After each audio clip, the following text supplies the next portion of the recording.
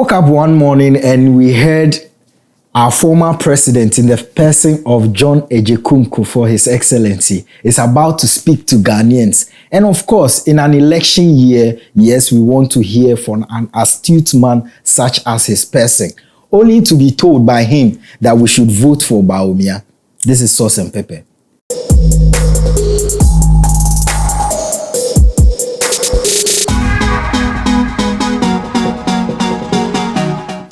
Kingsley, yes, sir. Do you think he has shown statesmanship enough with this interview? I mean, first off, have you seen the interview? Yes, I have. I watched it. And there are arguments that from the NDC side that MPP is using this statesman, this former president who we all respect and revere so much, to actually shore up their vote and their base in the Ashanti region. And do you agree with that? And with the interview you watch, would you say that he has shown or demonstrated enough statesmanship for you?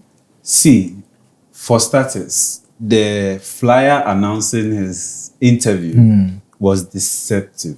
Outright deceptive. See, yes, there was an NPP logo on it, but when you say former President Kufuor speaks to Ghana, me, when I saw the flyer, I thought, okay, finally, the former president is going to say something about Galamsey, going to say something about how the economy is not treating us so kindly, and of course, chip in a few partisan things here and there because of the season we are in. Right.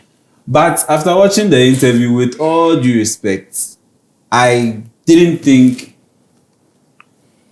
he was the one I always admired when it comes to issues around how the economy is doing and nation Ghana as we have it now. At some point in the interview, I felt...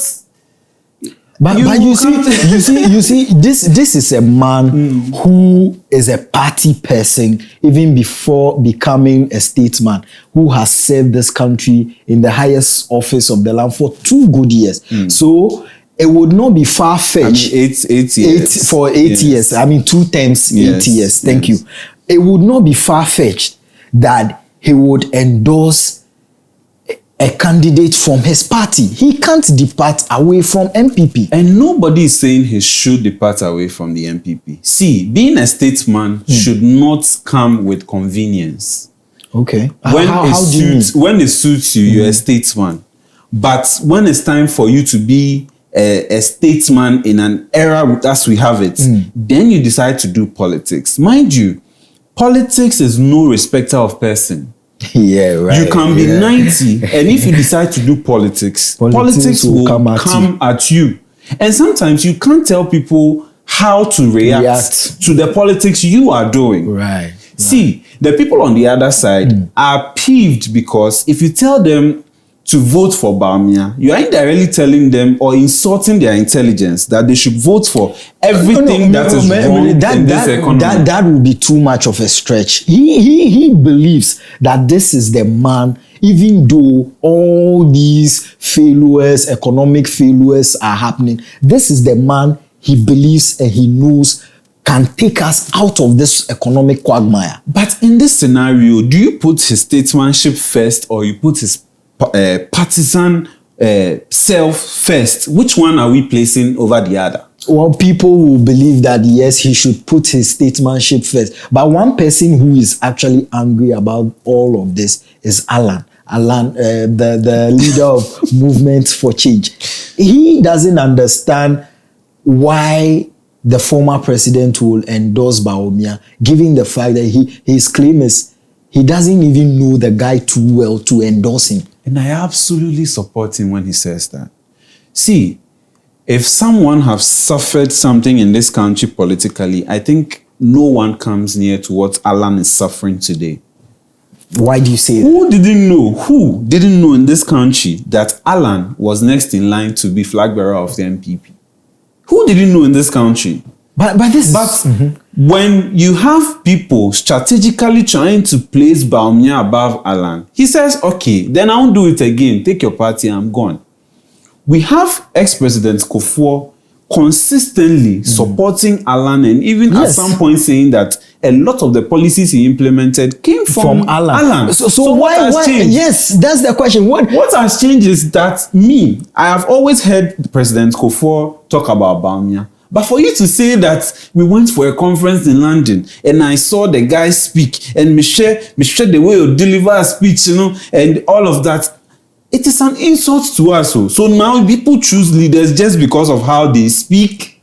No, probably there's something he saw that you couldn't see at that time. It's been 8 years and we still haven't seen what he saw. What makes you think that when he becomes president, we will see that thing? You know, from this whole and here is a person who was fronting the presidential special initiative. Yeah. You have endorsed him, and in the interview the ex-president kept saying, "Amanfobi, people thought I liked somebody, but I am saying based on what I have seen that I am endorsing this person." Let's not forget, this is the first time a ruling government have its own person campaigning against the same government. And have you also realized that the current president can't even campaign for Vice President Bawumia? I mean, he should. Because you're really telling your boss that you did not do something right, I'll come and do it right. You did not do something right, I'll come and do it right. We can go into that conversation. Probably their political strategy might not allow them to bring the current president on those platforms. So and those conversations, we can go into the endorsement of Bawumia makes it look as if he's insulting our intelligence. No, but we've always known if he is to go for a leader, Akufo-Addo won't be his go-to guy. And we know Alan is his go-to guy. And if he comes now and acting like, I am for Akufo-Addo, and that would be very deceptive on his part and inconsistent on his part. He can't be for Akufo-Addo because Akufo-Addo has nothing to lose as we speak.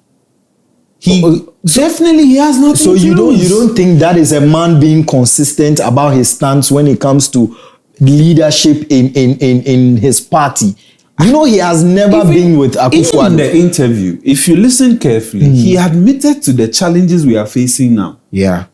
And you are telling me that I should endure 8 years of pain and wait for a savior who we don't even know would get the nod to come and save me, when he has the power and opportunity to do it now. When you talk, they'll tell you mate and driver. Mate and driver. Meanwhile, you go out boldly telling people that you initiated this 33 promises and you're asking your opponent what he has done.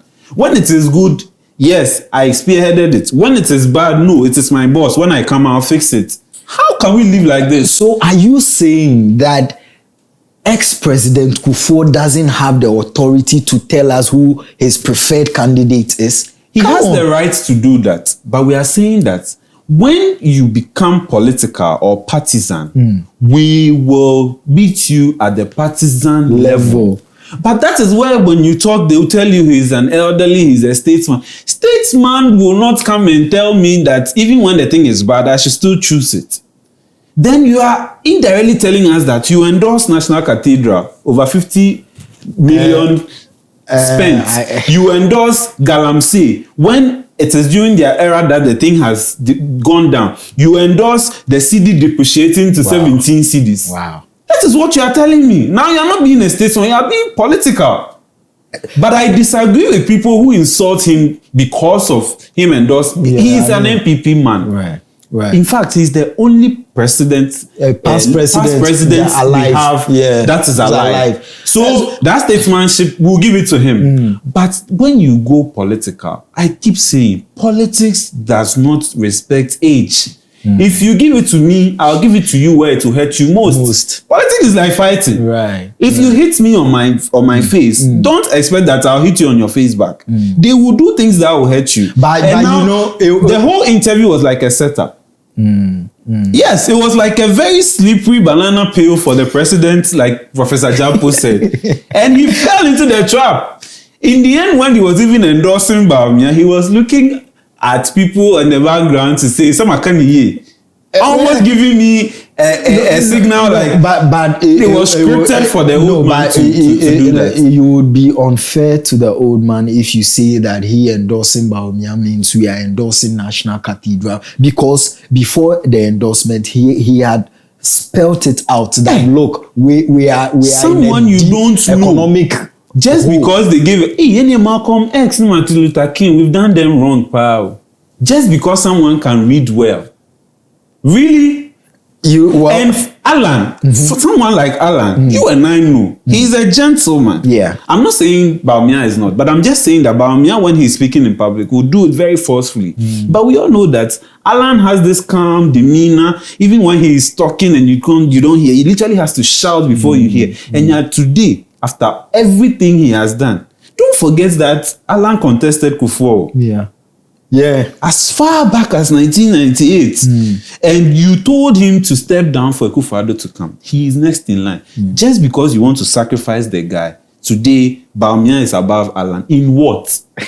That's another question Alan raised. I feel very sad for Alan. Seriously. I feel very, very sad for Alan. And it's a lesson for all of us. Right.